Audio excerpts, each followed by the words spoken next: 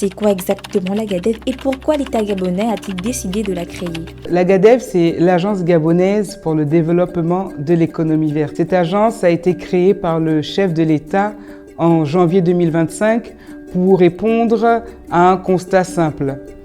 Notre pays, le Gabon, est parmi les plus riches en termes de ressources naturelles. Mais force est de constater que nous n'avons pas encore réussi à transformer ces richesses en opportunités économiques, en revenus ou encore en emplois pour les populations. La GADEV a donc pour mission d'organiser, de structurer, de valoriser durablement ce capital naturel.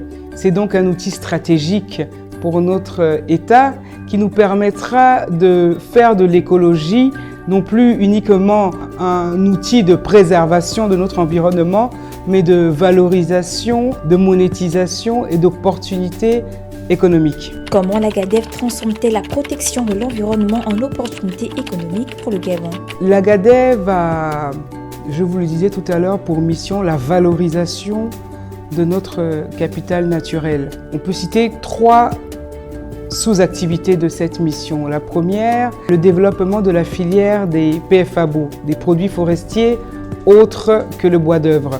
La deuxième, le développement de l'écotourisme, le tourisme vert. Et la troisième, la monétisation des crédits carbone. Nous allons nous arrêter quelques instants sur le développement de la filière des produits forestiers autres que le bois d'œuvre. Aujourd'hui, il existe dans nos provinces des femmes qui commercialisent certaines de ces ressources, par exemple le moabi dans le sud du Gabon ou encore la résine de Koumé dans tout le Gabon. Il existe déjà des opérateurs, des coopératives qui commercialisent toutes ces ressources.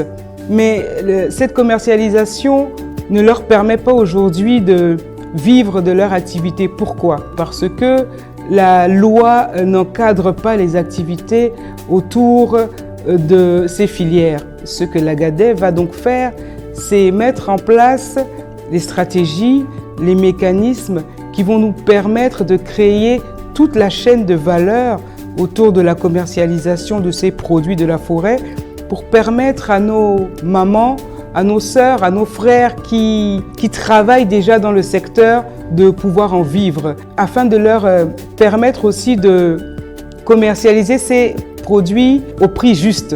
Aujourd'hui, nous avons des touristes, des personnes curieuses qui font la route, qui traversent notre pays, qui s'arrêtent, qui achètent 1 litre de moabi, 1 litre de résine de Koumé à de vil prix, mais qui en réalité ensuite les revendent 10 fois, 20 fois plus cher.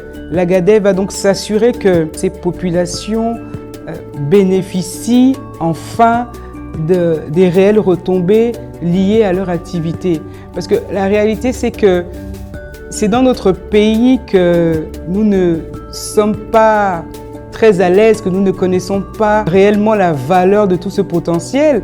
Mais laissez-moi vous dire qu'à l'extérieur, les industries sont en demande. La seule problématique que nous avions, que nous sommes en train de régler aujourd'hui, c'est que le cadre réglementaire dans notre pays n'était pas finalisé pour nous permettre de commercialiser librement avec ces industries internationales. Parce que le marché que nous visons ici, ce n'est pas le marché local. 2 500 000 habitants ne permet pas de développer une industrie.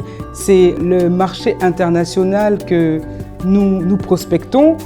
Nous sommes donc en train de finaliser la mise à jour de tout le corpus réglementaire autour de la commercialisation de ces ressources naturelles et nous croyons que nous arriverons à faire des produits forestiers autres que le bois d'œuvre, pour ne citer que ceux-là, un levier de croissance économique important pour notre pays. Quels sont aujourd'hui vos premiers résultats concrets? Dans le cadre institutionnel de notre pays, on connaît la GADEV. La GADEV a sa place, mais il n'en demeure pas moins que c'est une jeune agence. Nous avons finalisé la mise en place du cadre réglementaire de notre agence en début d'année 2026. La GADEV se concentre donc sur 4 niveaux d'intervention. Le premier, la mise à jour du corpus réglementaire avec les ministères impliqués pour nous faciliter l'attractivité des activités qui rentrent dans notre secteur. Le deuxième niveau, c'est la facilitation au niveau de la régulation. Le troisième niveau, le développement d'un pipeline de projets. Et enfin, le quatrième, attirer des financements qui nous permettront de réaliser ces projets que nous aurons définis. La GADEV va donc s'assurer de transformer tout ce potentiel naturel en réalité économique pour les populations locales. La première dame, Madame Zité Olegui-Nguema, nous a fait l'honneur d'être la marraine de ce comptoir. Nous allons également développer nos activités autour de l'écotourisme, la construction de lodges, et nous avons aussi en charge la monétisation des crédits carbone. Qu'est-ce que la GADEV va changer de façon visible dans la vie des Gabonais? Toutes les initiatives qui sont prises pour améliorer les conditions de vie des populations, pour créer de nouveaux emplois, pour créer de nouveaux revenus, en réalité n'impactent que les populations des villes. Avec la GADEV, nous voulons réussir à mettre en place ce ruissellement des richesses qui va permettre à nos communautés locales, nos populations qui sont dans les zones reculées, d'enfin bénéficier des retombées de ces richesses. Nous allons nous assurer que ces communautés locales, qui sont celles-là qui préservent la forêt, donc qui nous permettent aujourd'hui de parler de ces ressources que nous souhaitons monétiser, nous assurer donc que ces communautés locales interviennent sur toute la chaîne de valeur, de la collecte à la transformation, à la vente et même à l'achat. Notre rêve est que dans quelques années, nous ayons des témoignages de femmes, par exemple, qui viendront nous dire que grâce au développement de ces filières, grâce à la mise en place de ces industries, elles ont pu envoyer leurs enfants étudier en ville ou même à l'étranger. Avec la GADEV, donc, c'est préserver l'environnement va rimer avec opportunités économiques désormais.